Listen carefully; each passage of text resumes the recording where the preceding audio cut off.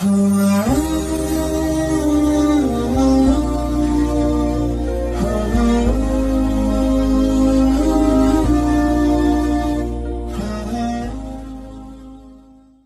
شریف میں ہے کہ جو شخص گھر سے نکلتے وقت اس دعا کو پڑھے گا تو اس کو غائبانہ ندا دی جاتی ہے کہ تجھے ہدایت دی گئی اور تیری کفایت کی گئی اور تیری حفاظت کی گئی، اور ان کلمات کو سن کر شیطان اس سے ہٹ جاتا ہے، یعنی اس کے بہکانے اور ایذا دینے سے باز رہتا ہے۔ اب شیطان کے طریقے الگ الگ ہیں کہ وہ کس طریقے سے بندے کو گمراہ کرتا ہے اور ایذا دیتا ہے۔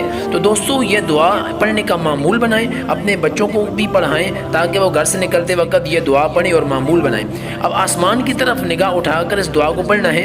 وہ دعا یہ ہے: اللہم انی اعوذ بک ان اضل او اضل او اظلم او اظلم او اجہل او یجعل علی۔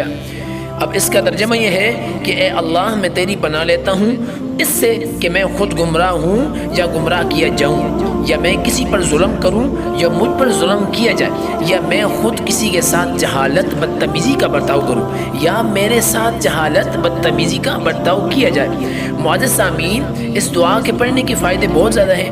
جب آپ یہ دعا پڑھیں گے تو اللہ تعالیٰ کی طرف سے آپ لوگوں کی مدد ہوگی، آپ کے کام میں مدد ہوگی، آپ کی تجارت میں، آپ کے بزنس میں، آپ کسی معاملات کے معاملے میں بھی اگر باہر جائیں گے، گھر سے باہر نکلیں گے تو اس دعا کے پڑھنے کے بعد اللہ تعالیٰ آپ کے ساتھ انشاءاللہ آپ کے ہر کام میں مدد فرمائیں گے۔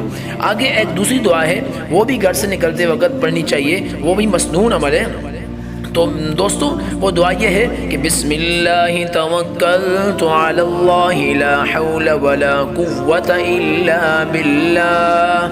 اللہ کے نام کے ساتھ میں نے تو اللہ پر بھروسہ کیا ہے، اللہ کی مدد کے بغیر نہ کوئی طاقت میسر نہ قوت۔ اب اس دعا میں ہی بہت زیادہ فائدے ہیں۔ السلام علیکم۔